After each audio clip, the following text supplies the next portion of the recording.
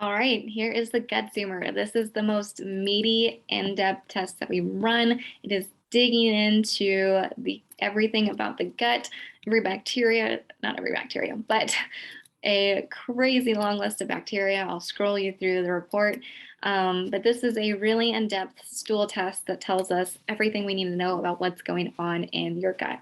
So I'll walk you through some of it so you don't feel too overwhelmed. It is a really, really long report, but this is a great tool when we're starting to get really in depth with gut symptoms, gut health, and restoring the gut. So I love this first page. I love all the colors. So we're looking at things like gut diversity, that just the overall balance of good and bad bacteria in the gut.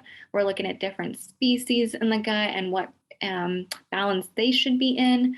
And then what it does is it looks at these things called gut commensals, and gut commensals are, let's see, it's the makeup of bacteria of different conditions that research has shown that certain conditions have this this gut makeup. So a little hard to explain, but let me give you an example. So let's look at autoimmune health.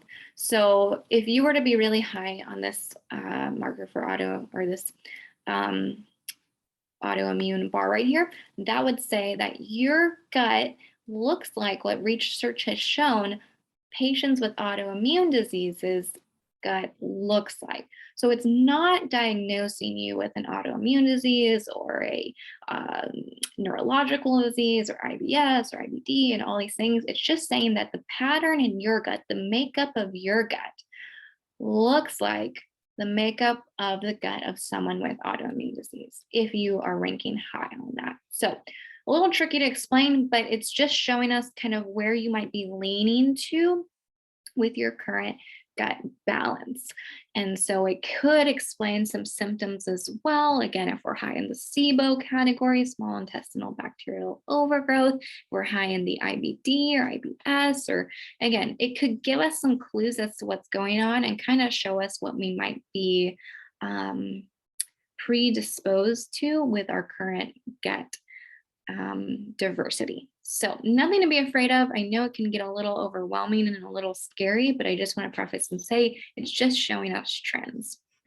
So the first few pages are really great. They're going into gut pathogens. They are going into inflammation and digestion markers. These are fantastic. And there's a lot we can implement from this data right here. Looking at your short chain fatty acids, butyrate, beta glucuronidase. There's so much we can dig into there. And then it gets into things like intestinal permeability, leaky gut, and then your levels of different good and bad bacteria that we want to see in the gut.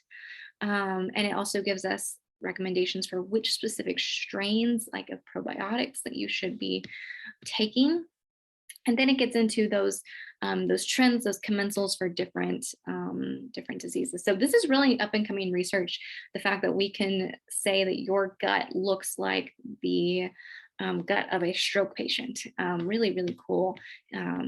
Research that we've been able to figure out with the gut, and it's crazy how the gut can be connected to so many things. I think when I first read through this report, I was just amazed at how can we tell all of this, how can we get all this data about stroke and atherosclerosis and rheumatoid arthritis just from someone's gut.